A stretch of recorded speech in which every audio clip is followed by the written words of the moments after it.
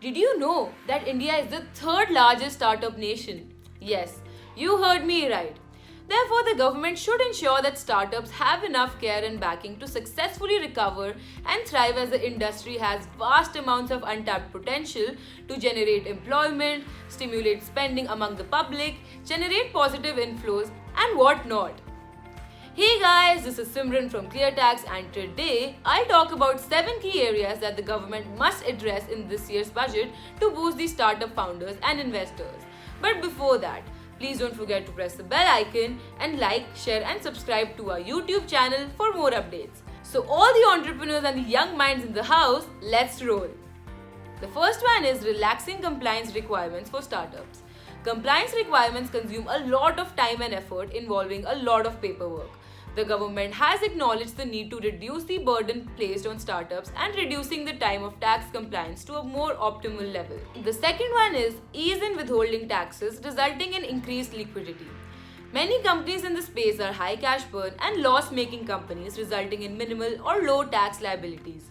However, this aspect has been overlooked while withholding taxes on payments made to these young startups, causing hardship in terms of liquidity crunch.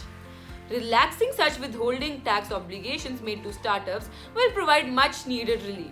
The third one is IPO guidelines. Leaders in the startup ecosystem are well on their growth trajectory and are now looking to list on public markets. While the government has recently hinted at permitting direct overseas listing, definitive guidelines are still awaited.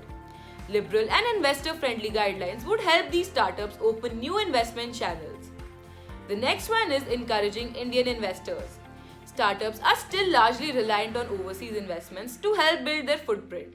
The government should consider policies and incentives that encourage Indian investors to back homegrown startups, such as a relook at an enhanced surcharge on capital gains from unlisted shares applicable for resident individuals. The next one is startup exemptions.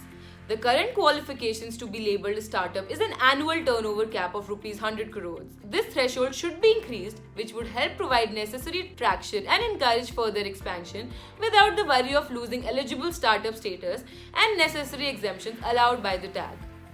The sixth one is gift tax provisions. This tax is applicable for incoming investors when shares are acquired at less than fair market value.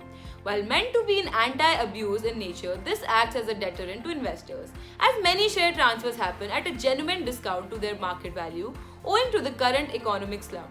Accordingly, exempting such genuine secondary transactions at a discounted price would be much appreciated.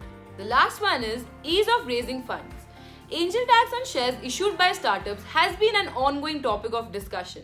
While government has relaxed the regulations and process for startups to claim exemption from angel tax, there still exists various issues relating to angel tax that need to be revisited and appropriately addressed, such as adopting an exception-based approach for applicability of angel tax, relaxation of the current regulations or thresholds, etc.